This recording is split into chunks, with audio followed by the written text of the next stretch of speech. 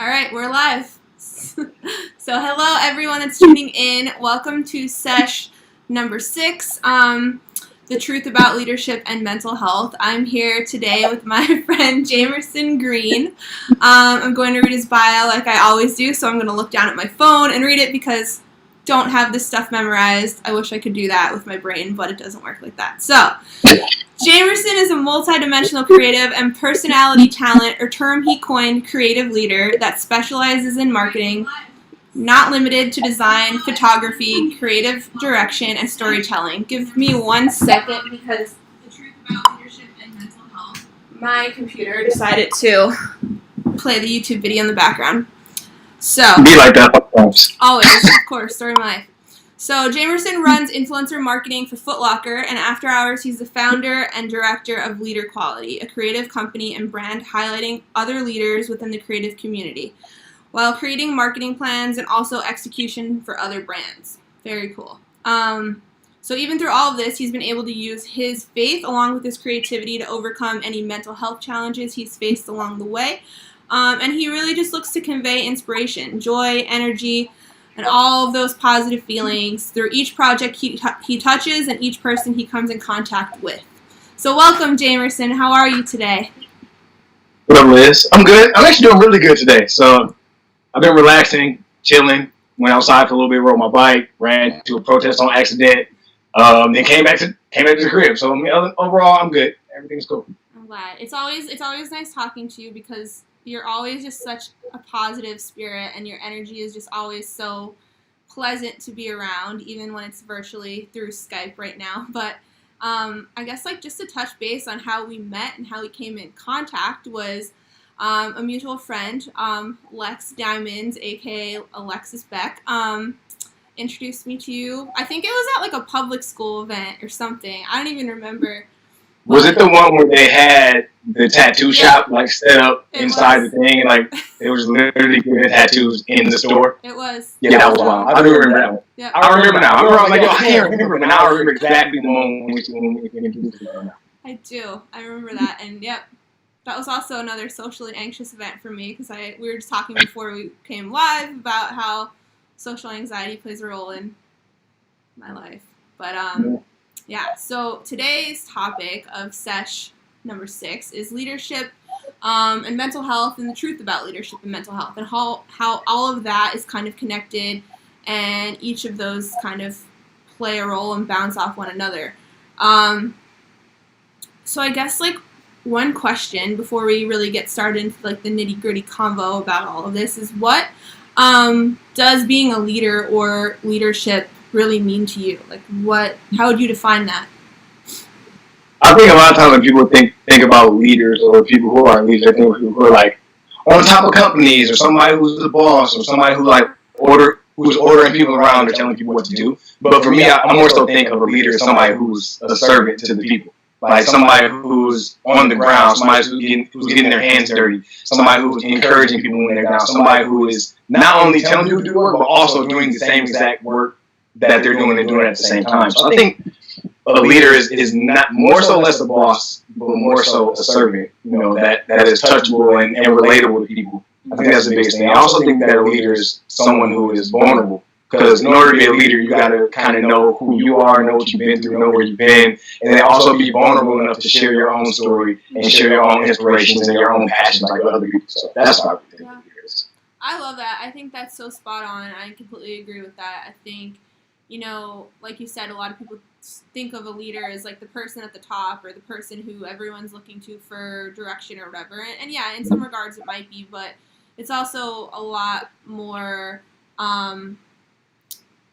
what's the word I'm looking for? A lot of other obligations, I guess, that come under that term, and a lot of other roles you have to take on within being a leader. And I see a lot that you post online, on Twitter, on social media, and something you mentioned recently was just not about just talking about action, but actually being about it and doing it in real life.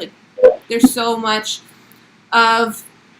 people out there who can use their platforms for good, but then it takes a whole nother level to actually translate that into action and going out into the communities or wherever it may be and actually acting on those words. Yeah. So before we even get in to that conversation more, which I'm really excited about. Let's hear about your story. So where are you from? Where are you born and raised? Where are you based now? I know that, but maybe someone watching might not, so I want you to share that. I am from the great city of Flint, Michigan. Hands down the best city in the history of the United States. Born and raised there. I'm in New York now, so I'm based in Harlem. I moved out to New York about, what year is this? Can we get a redo on 2020? Can we not count this year? Can we call this year a wash? So if I don't count 2020, I've been here since 2015. So I've been here 4 years. But if we count 2020, I've been here 5 years. So, actually, wait, what's today? My 5-year anniversary in New York was on the 6th. Okay. I don't remember that. June 6th. So I just had my 5-year anniversary in New York this past weekend. Just didn't remember. Yeah. So what? I guess after how many years do you actually get to be called like a New Yorker? I don't even know if that's a thing. I feel like you have to be born and raised to really be a true New Yorker. But yeah, I don't want nobody to be. I don't want somebody to say something crazy. Like if I say, I feel like I'm a New Yorker right now. Somebody definitely will. They're actually not a New Yorker, bro. Like chill out. Like we're gonna say that immediately if I tell I'm a New Yorker. So I'm not ever gonna say I'm a true New Yorker, but I'm like a nomad or something. Like I'm in, There's a piece of New York that will always be with you from now on, after 5 years and probably longer. So. 5? Yeah, it's probably longer. I don't think I'm ever gonna say it because I just don't want somebody to go crazy on me, yo. All right. So you're based in New York. Tell us what. So you're working now full time for Foot Locker, and you also have your own passion project, and I call it that, your own brand that you're also running outside of your full-time job, which I can very much relate to, having that, side hustle, as well as the full-time gig, which is a lot. But what was it, what did you study in school? Like, where did you go to school? What kind of, when you were younger, helped you decide this was the path you wanted to be on, or like this is the career that you wanted to eventually explore and grow into? So do you want a long story short or a short story or a long story long? Long story long. Give us all the juicy details. We need to hear it. Well, I went to like 4 different schools. I played basketball. So my first year out of high school, I was like jumping from community college to community college, hooping, playing basketball. Me and Flint, that's it. It's like basketball, rap, and work at the mall. And that's pretty much like the 3 things that a lot of people, either choose to do or something. Well, during my time. So that was a big thing. So a lot of years I was like hopping, hooping, doing this, and it kind of came to an end.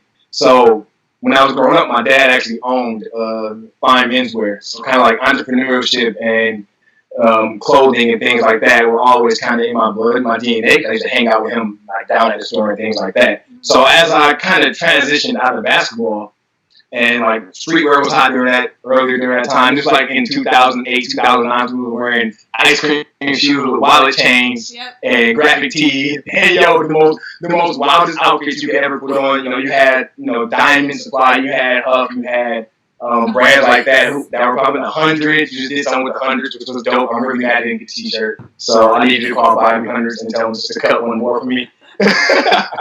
But So I was into streetwear. So during basketball, I always been in fashion. Fine menswear wasn't my thing, but streetwear was always my thing. Sneakers was always my thing. I always had an on and off job at like Champs and like Foot Locker during my college years, so I was always back and forth. Like, okay, I'm off from school, I'm working at Foot Locker, so I'm stocking up shoes. If not, I'm researching staple pigeon and things like that. So I've always kind of been ingrained in that. So I ended up losing. I'm not going to say it. I'm going to say it anyway. I ended up losing my job at Foot Locker back in like 2014. I went back to school for communication, and then December before I graduated, I'm like, yo, if I want to do something that's in the streetwear or the fashion industry, like Flint is a small city. It's a town. It's not really a city. It's a town. It's under 100,000 people. There's only like a certain ceiling you can keep hitting until you kind of got to figure something out. And I had a small brand there, and I was doing stuff, and I felt like I was starting to hit that ceiling. So like, you know what, man? I'm out. Like, I remember going in the room, I told my parents, like, hey, I'm about to move to New York when I graduate. They kind of looked at me. And they was like, for real? I was like, yeah, I'm out. So, lo and behold, 5 months later, May when I graduated, I literally sold everything I had. I sold all my sneakers. So I had over 100 something pairs of sneakers. Sold my car, and I was like, yo, I'm going to do it. I'm going to go big, or I'm not going to go at all. So, like, it is what it is. I can get sneakers back. I can get another car. But sometimes, like, your dreams and stuff, they're not always there waiting for you. So, me, it was like, yo, I got to go. So, I was like, packed up, one way ticket, and I came out to New York.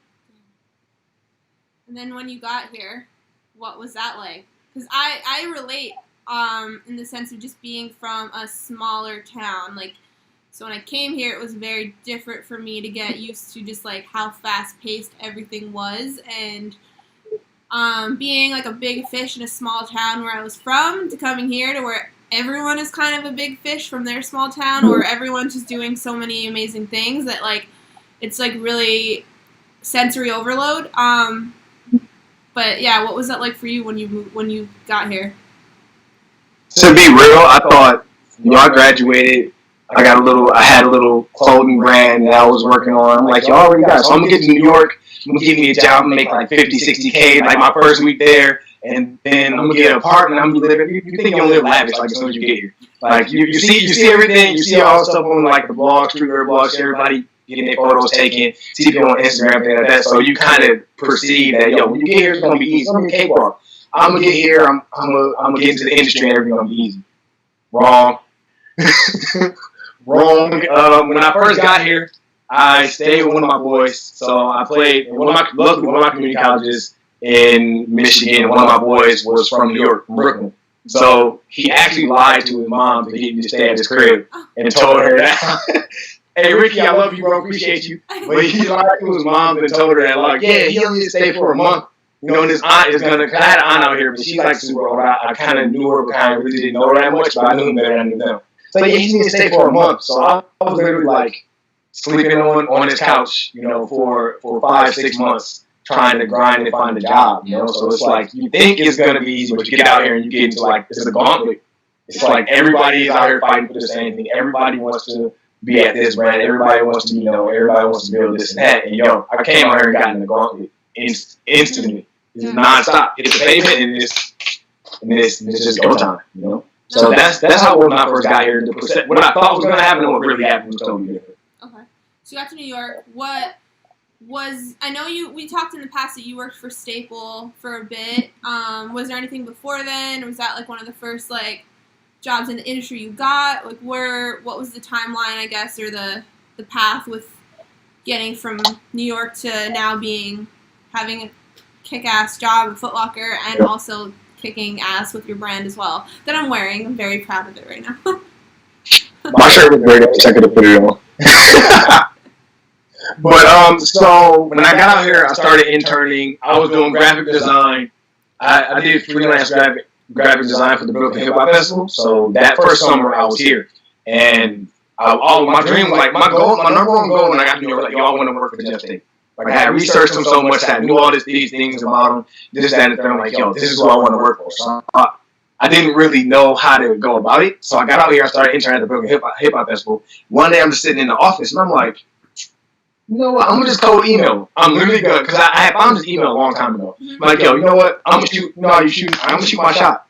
I'm gonna shoot this three from half court and see what happens. So I literally typed up an email. I had watched all his interviews. I knew everything, talked about his career, where he started, 555 song, this, that, the third. And so yo, let me see if I can make a good email that maybe get attention.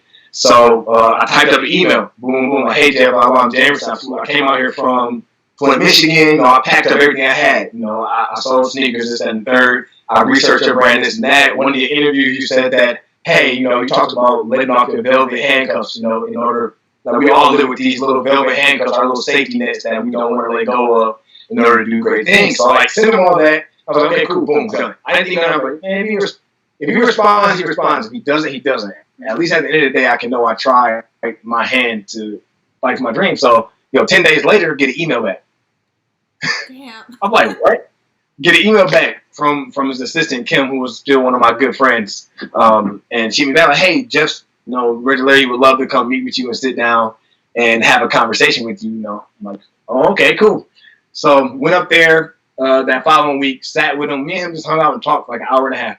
It was just like it didn't even feel like an interview. It just felt like a conversation. Yeah. Like Jeff Jeff is the kind of person that wants to fill you out, like, and see, Oh yeah. what he wants to fill you out. You know what I'm saying? When he just kind of talks to you and wants to fill you out and get to know stuff about you. So we had this really good conversation. Back then, I was pretty much into photography mainly, photography, and kind of like I was growing as a designer, still growing as a designer today because it's not super duper natural for me. But I had a kind of list of talents that he could use. Like I knew marketing, I knew design to a certain standpoint, and I was really good at photography. So we sat there for a meeting, sat down there for an hour and a half, and he was like, well, it was a good talk, but I don't even have any opening for you right now. I'm like, we just talked for an hour and a half, and so we had this entire talk, and then they're like, you call me here and then have nothing for me. Yeah. But after I walked out of there, I just felt like, I felt the peace though, because it's like nobody's gonna sit and talk to you for an hour and a half and have in-depth conversation about you, your career, what you want to do, and where you're at,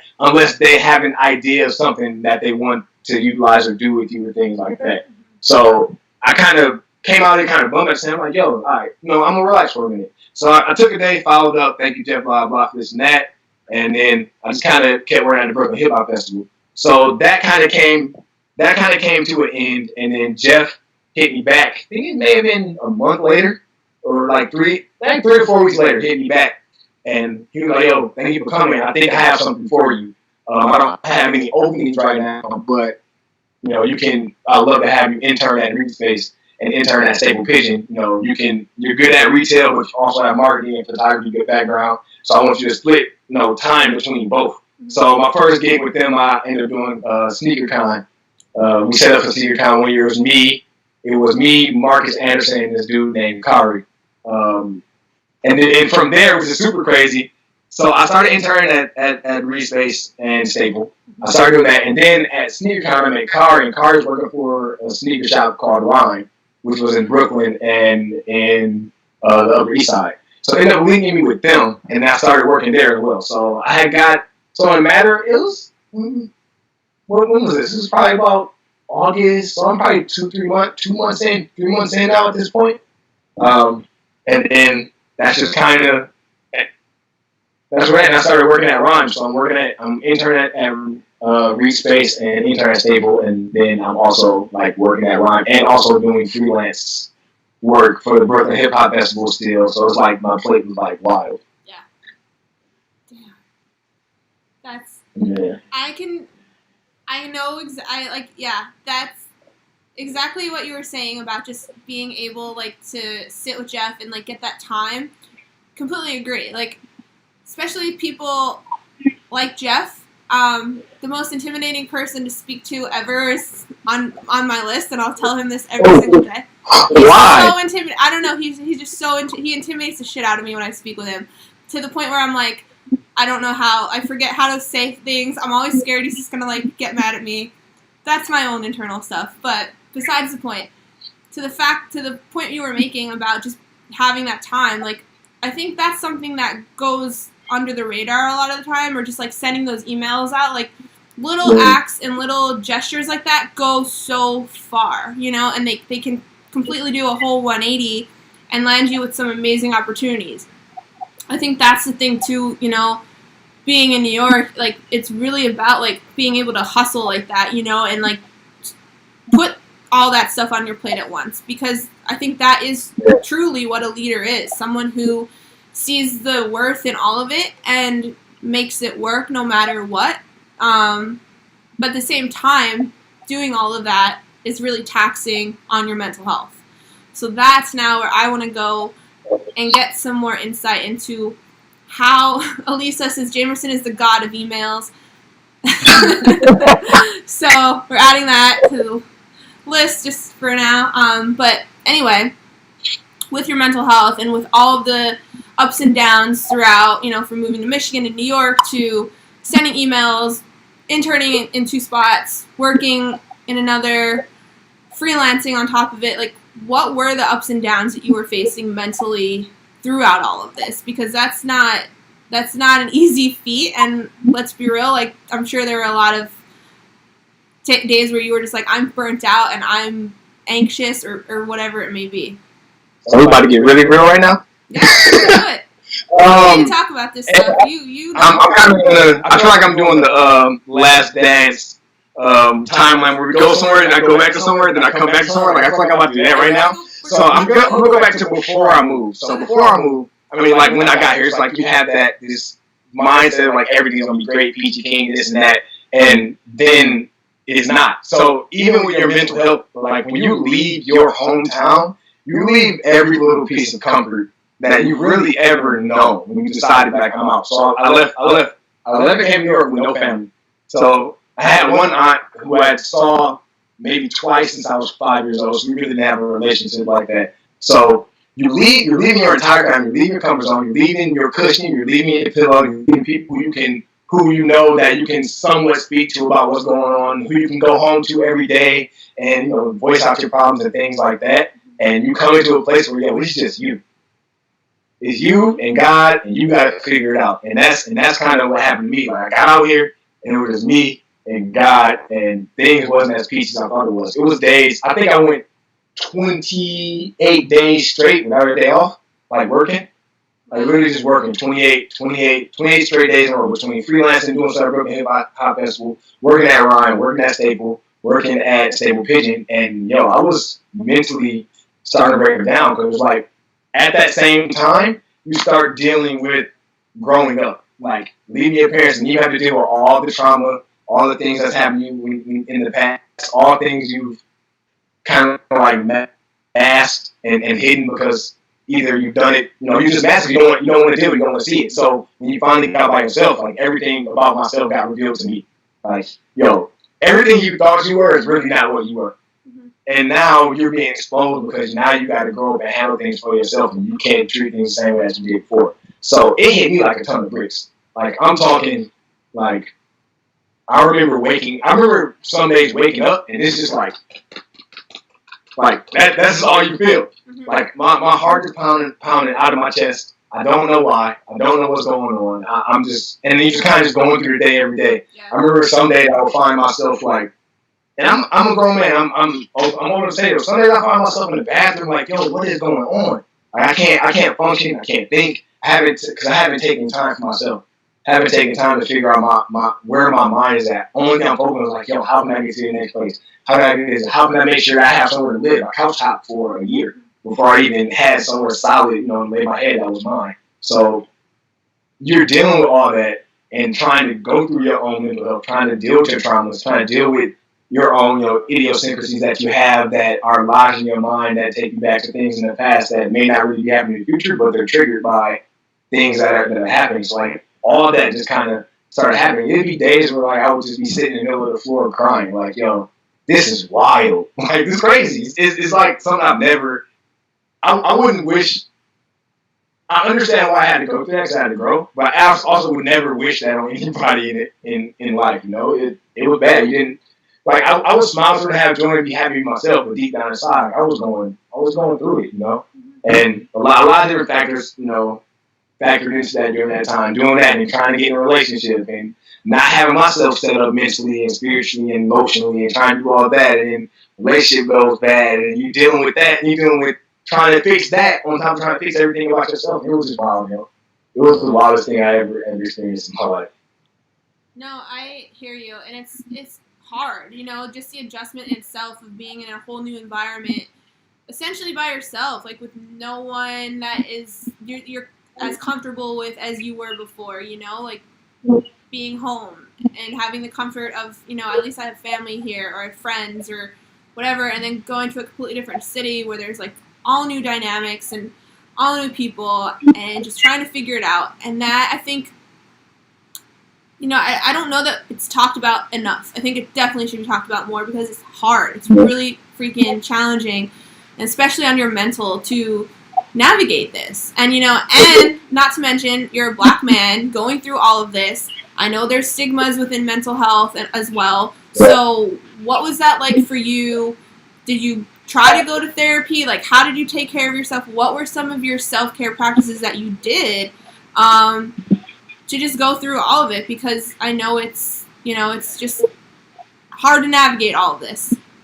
Yeah, I'm glad you bring up like the stigma of mental health and like black communities and just things like that in general. I think between that and between black men, like I think we're now getting comfortable with talking about it more so than we did in the past. Because a lot of stigma back then, if you talk about your mental health, or you depressed, or you anxious, or you're this, or you emotional, or you don't know how to deal with your emotions, you weak. Like that's what was kind of talked about. Like, bro, you crying, you weak.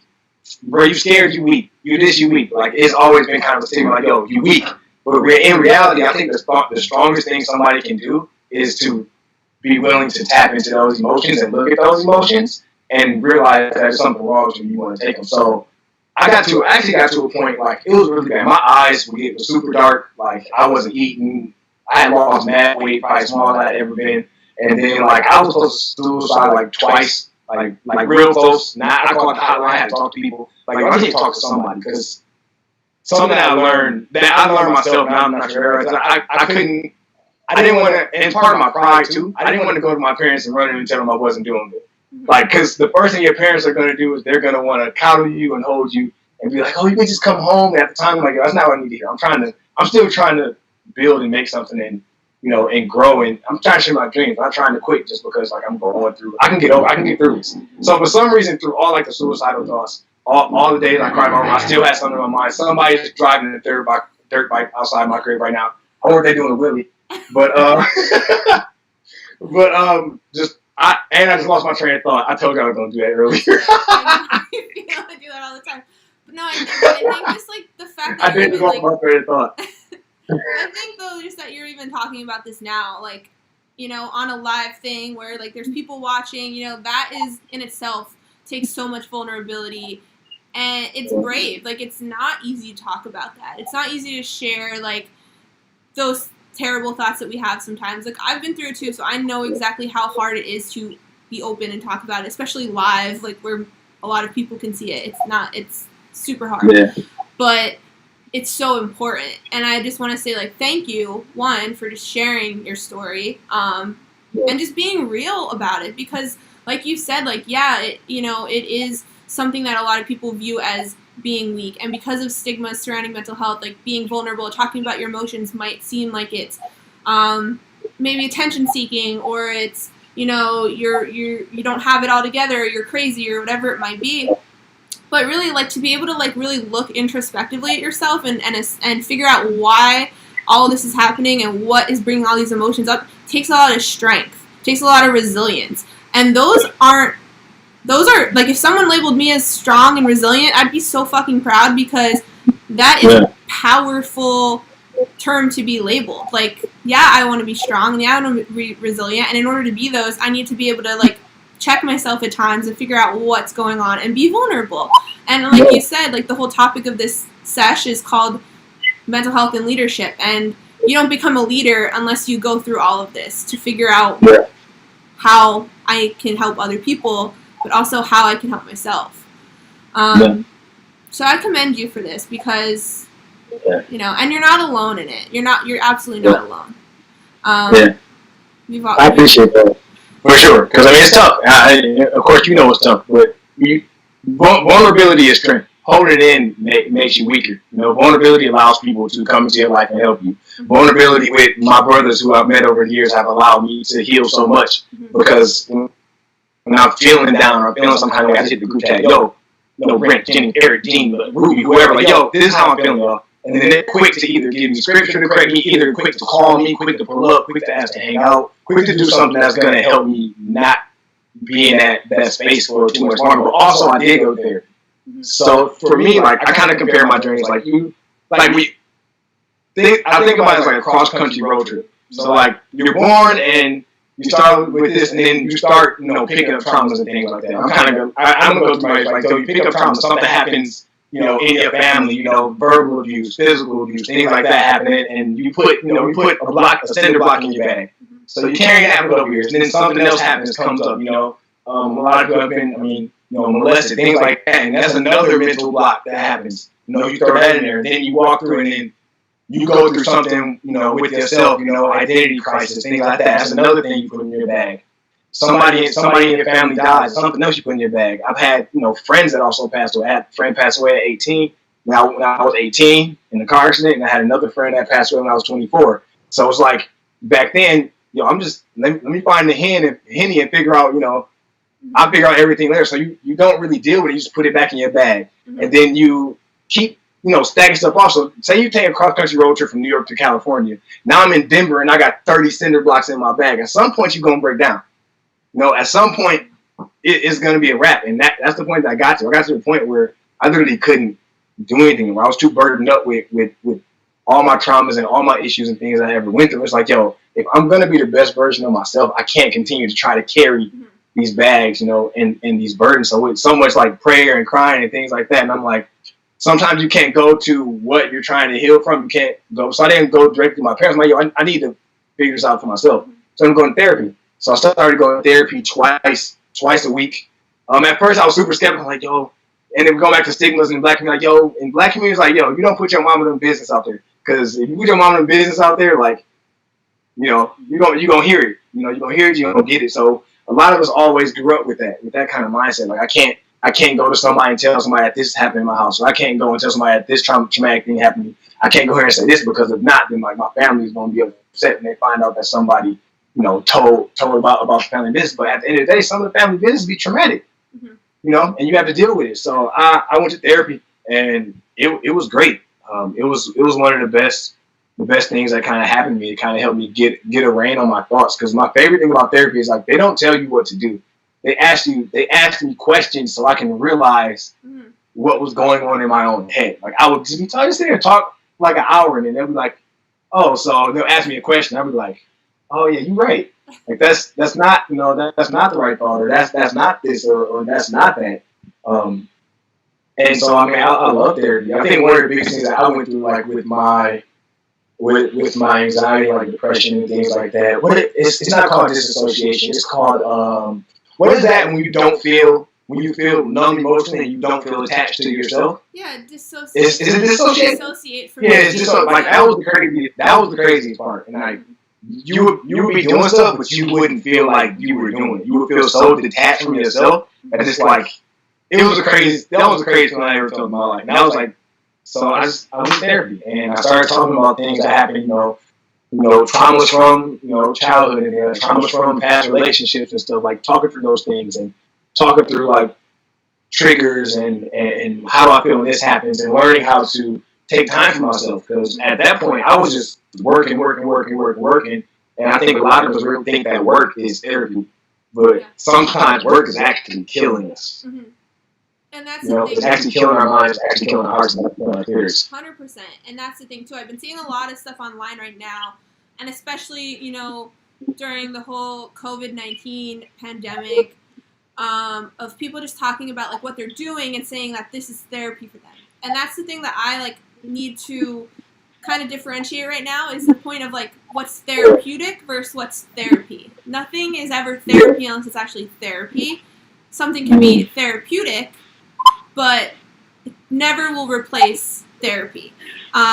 Because something that is therapeutic is actually a form of self-care. And that's something you learn how to incorporate into your life when you go to therapy. But I think it's really amazing that you went to therapy. I've been doing my research, and we talked a little bit about this, of just like the statistics within Black communities. NAMI reports that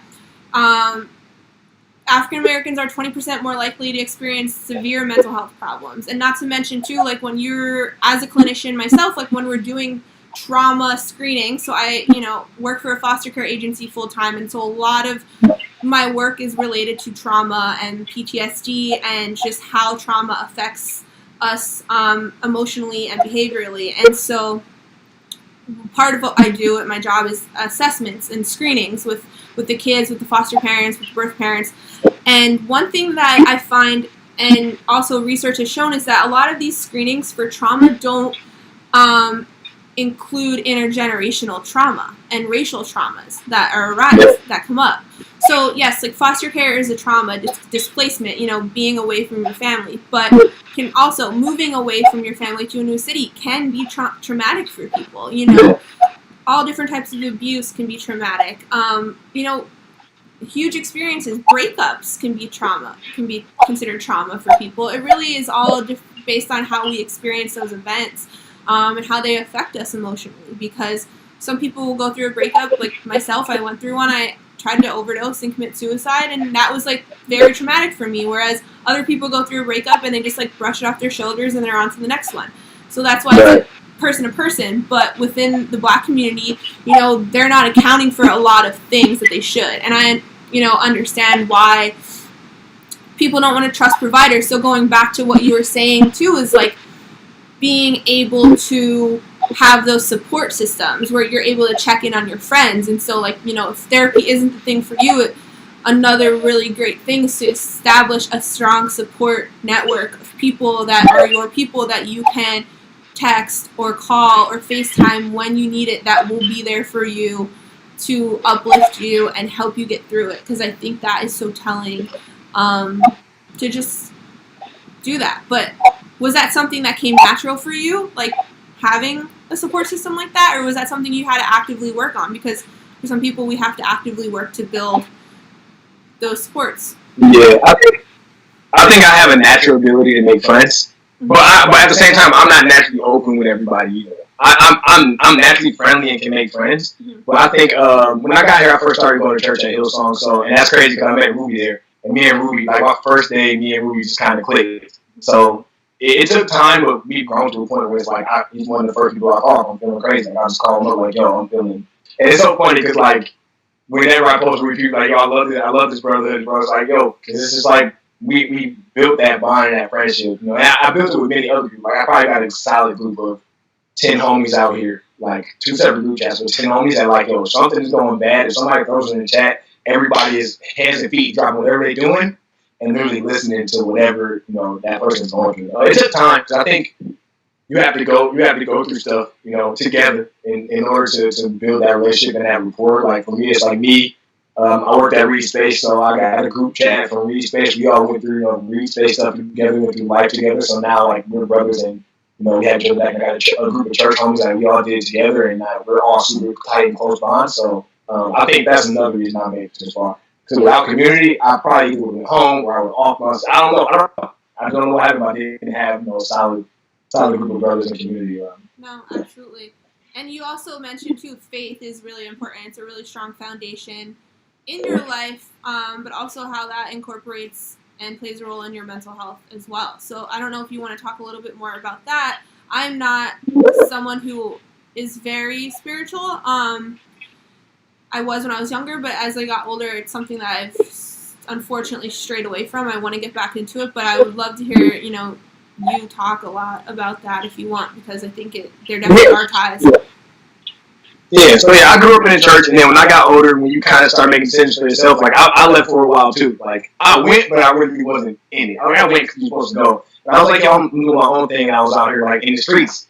You know, I belong to the streets, and it was what it was. But I think moving to New York kind of really brought me back in a stronger sense. That, and I went through a couple failed relationships that weren't the best, and it's kind of like, okay, bro, you need to figure out your work. You need to figure out, you know, what you're doing. And I think the big test that helped me with my anxiety, I got a couple of scriptures that I always go back to. And one of them is, God did not give you a spirit of fear, but love, power, and a sound mind. So like a lot of my anxiety was based out of fear, you know, of what would happen to me. Like, am I going to get in trouble? Right? You know, some stuff that happened in my childhood, I always thought I was going to. So it's like, when I interact with an authority figure, I interact with anybody in general, I have this thing in the back of my head, like, okay, I'm going to get in trouble. It's like, yo, he didn't give me a spirit. He gave me a spirit of love because he loves me and cares for me. B, and 2, love that I can give to other people. So once you give love, you get love back. So at the same time, I get reciprocated love that doesn't make me have to fear. He gives me power, so he gives me power to overcome and walk through, you know, the mountains, the valleys that I have to walk through. So I can hold on to that. So when I think that, that's what I think. I'm like, yo, you give me the power to walk there. And it also gives me power through my friend group who encouraged me. That gives me power as well. And he gives me a sound mind. So like, he doesn't give me confusion. He doesn't give me pain. He doesn't give me hurt. So I can think, you know, I take every thought that doesn't, when I get in really bad modes, I have to sit and literally take a thought. And I have to ask myself, like, is it a sound thought? Is it a good thought? Is it a happy thought? Is it a glorious thought? Is it a, you know, a righteous thought? Is it a thought that, you know, God thinks well about me? God loves me. He cares about me. So does it line up with that? And I think that's been a governing factor in helping me feel better, because people always aren't going to give me the affirmation and love I need. And a lot of people are like, I can't see God, this, that, and I understand it too. But for me, like, I can feel it. As I pray, as I get my worship sessions, I can feel it. I can feel Him, like, and it's the crazy. And I know it's sometimes not. It's hard to explain, but it's not saying, "Oh, the Holy Spirit fills me with happiness, fills me with joy." So it's been a progress, and I think without that, I really wouldn't have made it this far. It'd be tough. Like, I would, before that, I was meditating, I was drinking. That was my thing. I was drinking. I was going hard. I remember. I'm going back in the bag right now. I just remember, like, when my friend died drinking, I fell into my parents' house, and my dad was like, "Bro, what's up?" He's like, "That's how I chose to do it." So now it's just it's a better way for me to deal with my issues. Yeah. I actually have something that I believe is factual, and I believe that, like, Jesus died for me, for these exact reasons. Mm-hmm. Now I can use that as a fact to heal, like, my inner self. So it's awesome. No, I completely agree, and I think it's a great way to, have that higher power, whatever it may be, whether that be through religion or other spiritual beliefs, to really aid in just in coping and just healing and the overall mindset and mentality that we need to move forward from whatever, times we're going through, hard, challenging, or even positive times, to be able to be grateful and appreciative of the good things that do also happen in our lives. So thank you. Thank you for sharing all of that. We'll talk later about, I want to talk a little bit more about that, but we'll talk offline later about it. So, also, one of the things I wanted to touch on too is, outside of your full-time job, you also are the founder and director of Leader Quality. So can you share with anyone tuning in right now what Leader Quality is, what it's all about? I love it. I think it's great. And the shirts are amazing quality. So, yes, buy a shirt, support the weekend. But here, tell us. Oh, hold up. Let me fix something real quick. I'm sorry, y'all. Just noticed my laptop is about to die. All good. And now we're bad. All right, we're good now. Initially, Leader kind of started. I just wanted to rub ground and get my ideas out. Like, it really wasn't gonna be a brand. I just want something to put some tie-dye stuff out. If I build something random, like I built the desk, like I want to put it out. Mm-hmm. And then once I started putting out, like, some shirts and doing some other things, it just kind of grew more into that. So for me, Leader Quality is based around bringing people, the creative community together.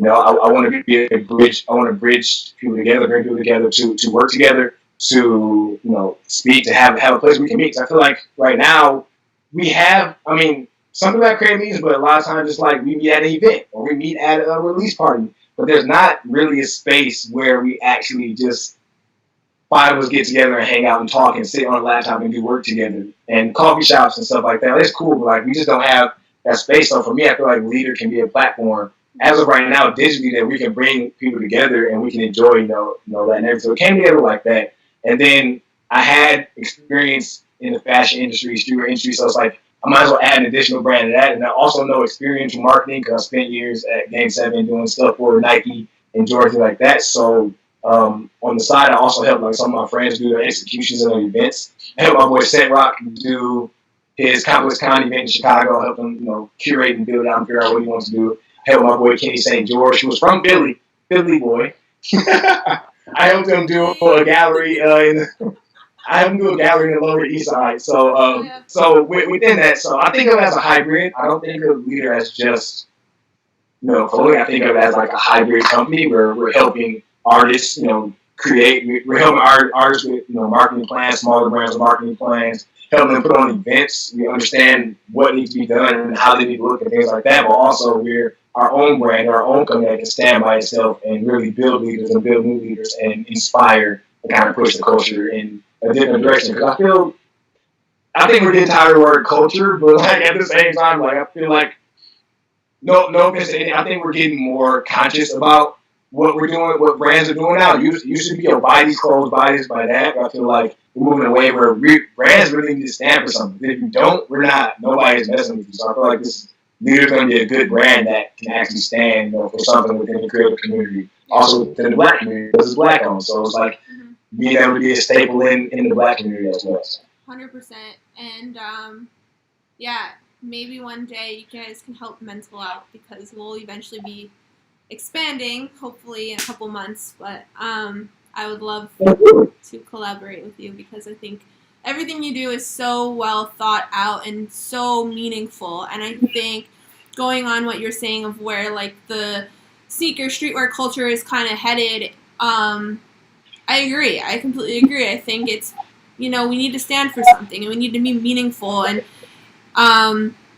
something I talked a little bit about in the past, and sometimes here or there I'll mention it in different things, but is like when I first started doing like the whole like influencer stuff outside of my full-time job, I was really trying to be like the hype bae, on social media and like doing stuff for the gram and like flexing on my cool outfits, but like I never stood for anything. And I had this like double identity of like who I am on social media versus going to my 9-to-5 job as a therapist, like all buttoned up, sneakers on, of course, but it was like this weird double identity I lived for a while until it finally got to the point where I exploded from that and mentally I had to go back to therapy. And my therapist was like, stand for something. Like just because everyone else isn't doing that doesn't mean you can't. And that's exactly what you're doing. You're setting the standard. You're being a leader and setting the stage for people and saying like, look, this is what we need to be doing because there's more to life. There's more to this world than just looking cool. Like, why don't we like look good and make it stand for something really important as well, and put a cool message or an important message, an impactful message out into the world, because I think that's so needed. But how do you balance, full time with leader quality? Like, what is that like for you? Do you ever feel like everything's chaotic? Do you have a good like lockdown on everything? Like whenever I'm getting ready to like do a project, I really don't call them collections. I like to call them projects because I don't know, it's just fun to call them projects. So like whenever you do a project and I'm getting ready to execute it, it's always chaotic. So I gotta find video. I gotta do the photo. I gotta design the stuff. I gotta print it. I gotta fold it. And everything is in the house. So I have people that come help. I got my brothers that come help. So we all do things. So it's kind of like a collective. But it's like it gets crazy during those moments. But I think over the years I've kind of learned boundaries with work, boundaries with working for somebody else and also working for myself. Because somebody could probably listen right now or whatever. It's real. It's 9 to 5. So unless something is pressingly urgent and I have something that's big on the project that needs to be due at that time at 5, 6 o'clock, it is what it is. I set my boundary there. If I have to answer something and it needs to definitely be answered, I can't do it in the morning, I'll do it. But before I used to didn't stop. I was go 24/7 whenever something needed to be done. Boss hit me 11 o'clock, things like that. But no, I had to set boundaries. So like I've set boundaries to where this time is dedicated for my day job, so I can make sure I'm putting 100% in there and doing my job. And then I have this part, that is reserved for leader quality. But it gets chaotic because sometimes I feel like I'm behind with leader. Like I'm behind because everybody's doing that, and I don't have full time to be able to sit there and do it. But also I realized like, what is time? What is? I'm about to sound crazy. Like what is time? Yeah. When it's time for your stuff to put out, like it'll be fine whenever time you put it out because you put your heart and your soul into it. And then also you gotta have boundaries. Just stop sometimes and not feel guilty. Because sometimes I'll go, and I won't stop. And then if I do stop, I'll feel guilty that I'm not doing something. But I think refreshing and reflection is a big part in creativity and a big part in creating and just being effective. Like you have to rest and reflect. And then come back. And when you come back, you have 10,000 more ideas or you're more motivated or something like that. So it's a balance to act. If not, like you said, like I said earlier, I worked 28 days and mental health started going crazy. Mm-hmm. So you gotta have balance. If you don't, you will run yourself dry. That's valid completely because it's so true. Like, and especially I think part of it too is like just being in New York, and like the mentality here is like, the city that never sleeps, you're constantly going, you're constantly doing anything. And weird enough, the whole quarantine situation has been a pretty decent reset to kind of slow me down, at least I can only speak for myself, but maybe you're experiencing this as well, is like you have a little bit more time to rest and reflect, and that's okay. Like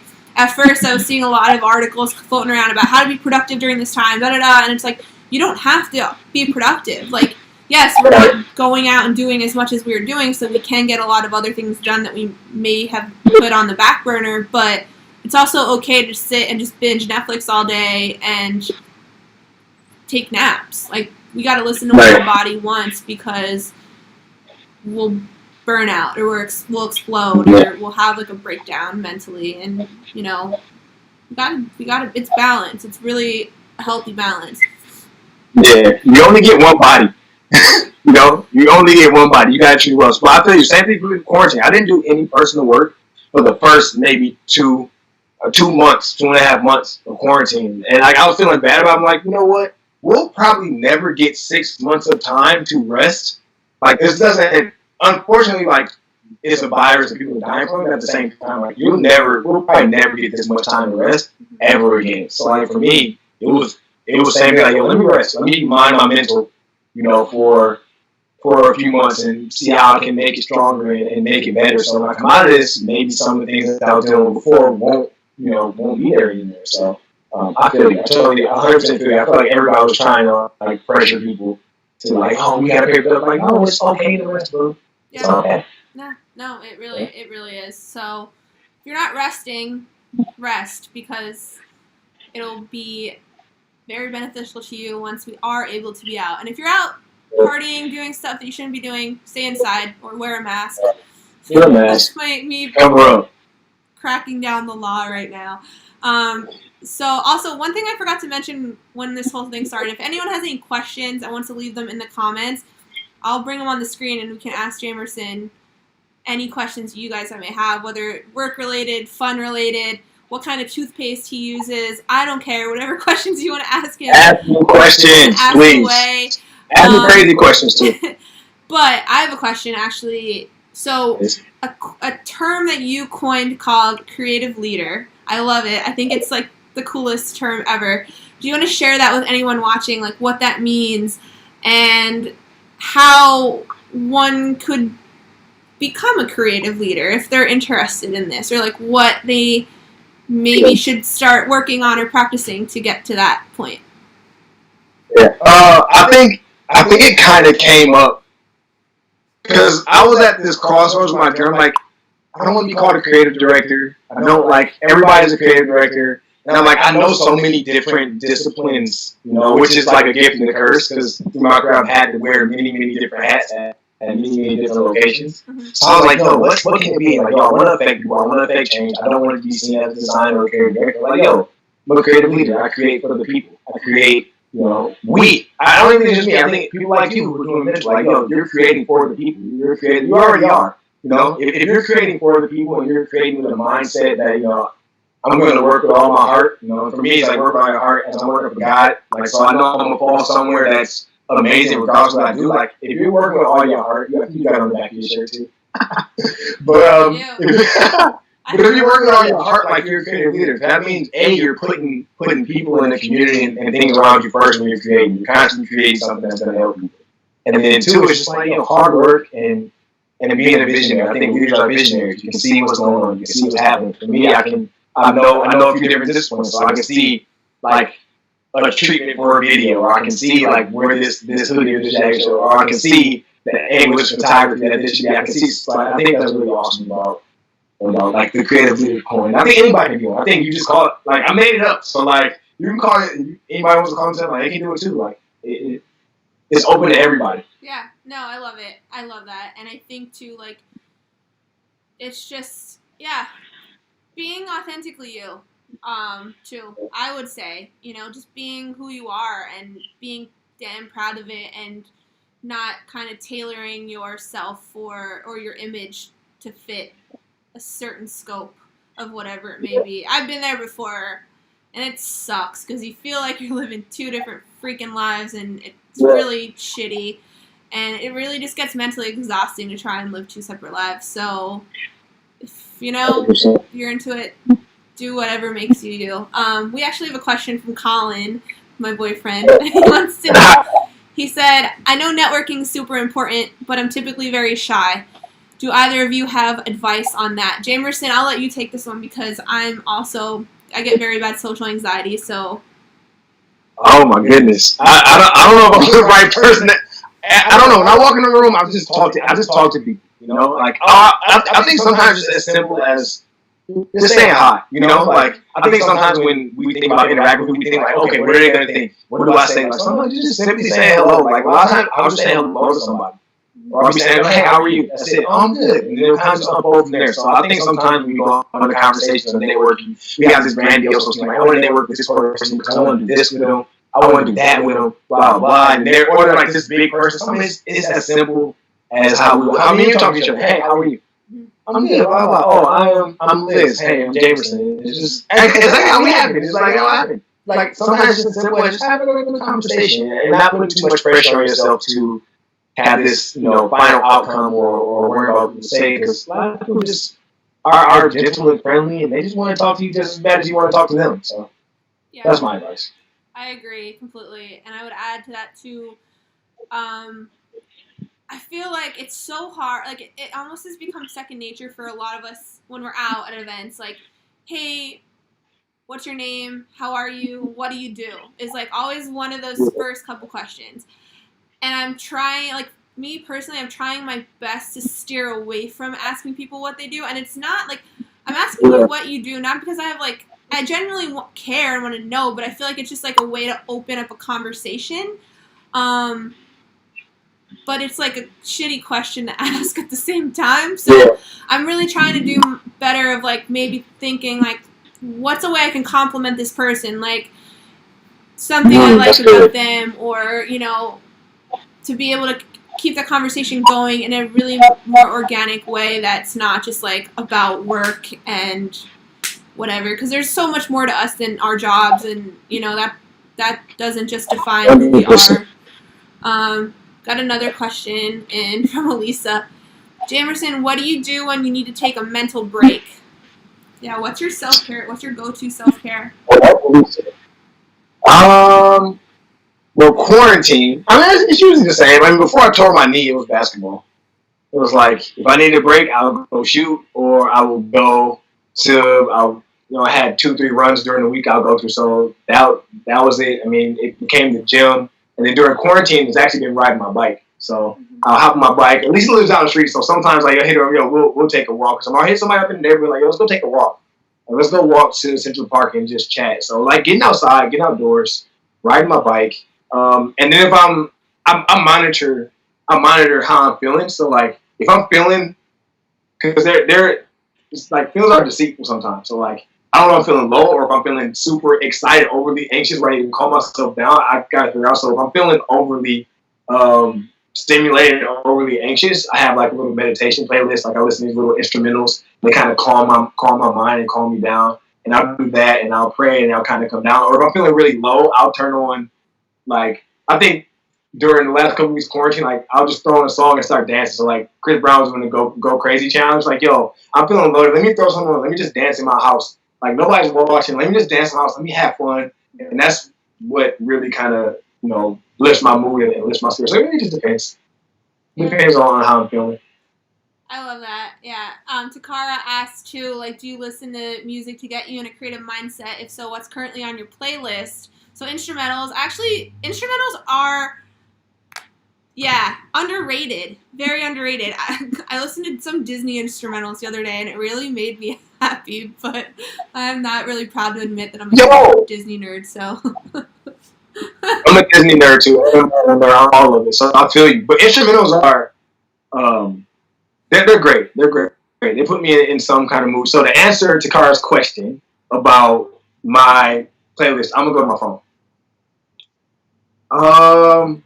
Lately, Untitled Unmastered by Kendrick. I think just because everything that's been going on socially, I just think that album has been giving me, because I've been wanting to create something. I've been taking my time. I didn't want to rush, but I've been trying to figure out how to create something around everything that's going on with social justice and, the killing of black men. How can I be sensitive to what's going on? So like, it's been a lot of J. Cole and Kendrick on my playlist right now. I think it really just depends on where I'm at and what mood I'm in and what I want to listen to. If I want to make something joyful, I'll listen to something joyful. If I want to make something that's high energy, I'll listen to high energy. If I just want to just mellow out and just kind of just let it take me, I'll listen to like chill hop. Like the chill hop station on YouTube is one of my go-tos. I'm just trying to mellow out. I'll throw that on and I'll let it bop. Because it's kind of like white noise. You know, it's not too crazy, but it's like, it's just chilling. So like that's usually on my playlist. But I've been thinking about, like, actually we're making a playlist. I'm partnered with my friend Jennings, who is the DJ. If anybody knows Jennings, we're actually going to work on like a healing / like relaxing mixtape for everything going on with social justice right now. So we're working on that right now. But my go-to is chill hop, and then outside of that, it's whatever mood I'm exactly in. Like if I'm in a social justice kind of mood, I'll throw on some Kendrick. If I'm in like happy kind of mood or deep thought kind of mood, I'll throw on some Lupe. Or it just depends, you know. It varies by day. I might throw in Anita Baker one day. Like it really just totally depends on what mood I'm in. I love it. Ashley actually left a comment before, and I want to bring this up. It's about when we were talking about like asking people what they do. Yeah.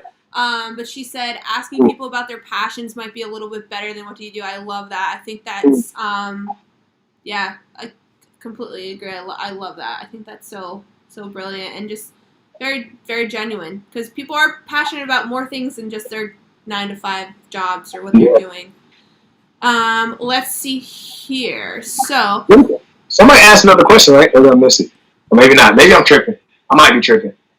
I know some more of y'all on here. Ask the question. Elisa's saying dancing in the house is dancing in the house is in the highest of keys lit. Fact. Big facts. So, let's see here. Do you have any mental health resources or any go-to resources as far as taking care of yourself? And it doesn't have to be like therapy resources. It can literally be like, for example, like the Calm app, which we'll talk about in a little bit. Yeah. For me, I love that app. But what about you? Anything that... I'm basic, yo. Pen and paper. Journaling, yeah. Pen and paper. No, I don't have an app. It's usually just pen and paper. If I'm feeling crazy, I open my notebook. I'll start writing, you know, what I'm feeling and assessing it, and I'll get it all out. And lately, actually, I've been writing on my blog on my personal website more. So I think that's been helping too. So I think writing helps me. Has always been a good form of release for me, you know, outside of anything else. Yeah. I'm basic. I'm so simple with that. It's just writing. That's not basic at all. Like, writing is very challenging for a lot of people. And something I actually talked to with Amir Berry, who was one of the first episodes of Mentl.Sesh. He owns a company called Idle Hours, which is for journaling, and they are actually like really dope journals, actually like very aesthetically pleasing, and the branding's amazing, and it's not like rainbows and butterflies like most journals you see. So we were talking, and he said, like, you know, part of the reason he started this company was because like our thoughts and our brains, we're just constantly thinking every day, and we have so many thoughts coming in and out of our minds. It's like a conveyor belt, and so you're essentially like, by journaling, you're able to write that down and get it out, and you're not forcing your mind to like remember all that and store all that information because you have an extra place to resort back and look at it, maybe, you know, in a day or a week or a month, whatever it is. So writing things down, whether that be to-do lists, gratitude lists, journal entries, just writing letters to people, like stuff like that is so important and so powerful, because it really is a way to get it all out from here concretely somewhere. Yeah. So it's a great tool. I need to do more of it. Haven't been. But let's see here. Drop the links for your creative platforms. Okay.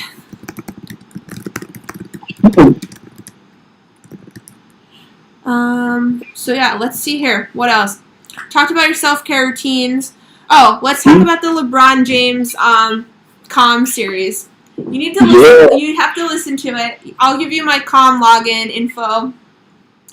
Oh, word? Oh, so it's like, oh, you give me info like I'm about to borrow your Netflix. Yeah, I got you. You have my meditation app info. But No, it's amazing, and I think you'll really love it too. And anyone who's into sports, basketball specifically, because it really brings you back to that athlete mindset that you have, the mindset of an athlete. Like, just hearing him talk about what's going through his mind before big games or during games or how he mentally prepares, it really resonated a lot with me. Something personally, like meditation just isn't a good match for me. I struggle with it. Lisa's like, no, I want the login info. Okay, we'll have a raffle on the login info. But it's really dope because it's like you're still meditating, but it's in a way I think that reaches people who like basketball that maybe aren't into meditation as much. And LeBron's like essentially just talking to you and like giving you a pep talk, and it's super dope. There's like 6 different episodes of it, and they're relatively short, like maybe 5 minutes long. But one's about like mental fitness, one's about rest and recovery and the importance of sleep, and how he makes sure to set like a concrete bedtime every night, and he goes to bed at like I think like 8 or 9 o'clock every night. So it's just cool, and it gives you a little look into his mind and into his routines. So I would recommend it to anyone. No, that's my biggest thing is sleep. I do, but I don't. Like my sleep schedule is all over the place. Like I'll go to sleep at 12 one night, 4 one night, 10 one night. Like I need to get a set sleeping pattern for real. No, sleep's underrated. I think like it's funny, I guess, being in New York because we're never sleeping, but sleep is so important. Setting like just a bedtime ritual or a sleep routine is so important for our mental health because you have days where you wake up and you're not getting enough sleep and you're cranky and you can't perform well because you're mentally, your cognitions, you're just like cloudy and you're not functioning at your fullest. So sleep really is a way to rejuvenate our minds and give ourselves some rest, literally. 110%. But yeah, so went through resources. Let's see. All right. So are you ready for the rapid fire round of questions? Yeah, let's do it. Is there anything else you want to bring up while we're on? Any other topics?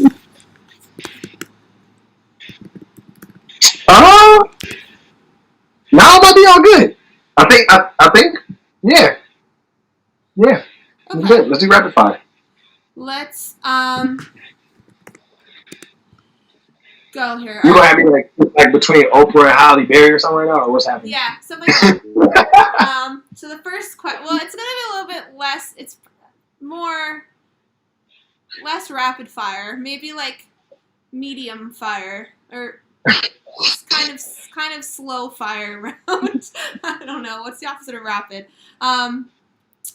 Snail fire. Okay, so what's the latest sneaker that you've undead stocked? I just put them on. My Lance Mountain Jordan 1 SB Lows. I saw those. That was my most recent pair that I had them on ice. I bought them during quarantine, and then I had them on ice, and I was like, yo, I want to wear these. I'm trying to tear them up because like as the canvas tears away, it reveals a Royal on one foot and the Carolina on the other. So I've been just trying to tear them up and wear them every day. How bad I can get them. That's fun. I love the like tearaway. Just what is it? I don't even know the terminology. I should know this, but just like the tearaway like texture, the fabrics on the uppers lately because of even with the Travis SBs, like those, I really wanted like kind of deconstruct them a little bit and get some of that elephant print, but I'm not. I'm also kind of scared, so I'm like, I don't want to mess it up. So I think the natural process was probably my best bet. Okay. Yeah. Favorite basketball player ever? Easy. Rest in peace. Who? Kobe. Okay. No, it's not. Kobe was my favorite basketball player forever. Yeah. Love Kobe. Okay. I'm going to ask you mostly questions about sneakers because we really didn't get to talk about sneakers. If you could design any sneaker, which silhouette would you choose? ACG Moab. Oh, that's a good one. Ooh, that's a really good one. Or crap. It's one, not a Tailwind. Man, it was one that came out mad years ago that I can't remember. I hope I remember before it's over, but like it's a couple old school ones that haven't came out in years that I would love to redo.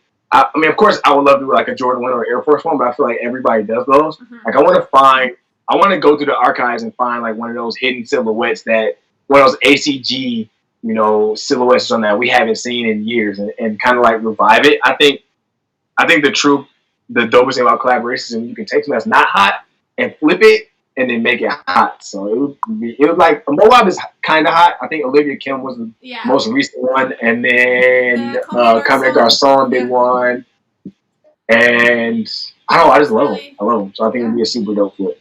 I love that. I like those too. I think too Footscape too. Olivia Kim's pack that she did. I loved all the silhouettes that she chose. I thought they were very well chosen. I don't know whose part that was, but shout out to that person because great silhouettes all around in that pack. She did a great job. Okay. Adidas or Nike? I'm sorry to put you on the spot right now. You're gonna get in trouble if you answer this question. I own one pair of Adidas shoes. I don't get in trouble. I own one pair of Adidas shoes. Okay, good. One. That's it. Someone just because I have to. Stephen Malone said Sneakerhead Jim. You said what? Sneakerhead Jim. Sneakerhead Jim? Yep. Stephen Malone. Are you really related to Post Malone? I need to know. I love Post Malone. Anyone that can get me into Post Malone's phone. What up? Let me know. Okay, let's think. If you could sit down for a coffee, tea, I don't know, any hot beverage with any person in the world alive, who would you choose? Oh, you gotta give me a second to think about that.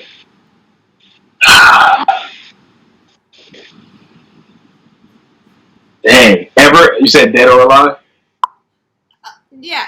Okay, yeah. Dude, I said alive at first. Or am I being too morbid right now? To be honest, I met Kobe once. It was Kobe, yo. Like, I really wanted to do something.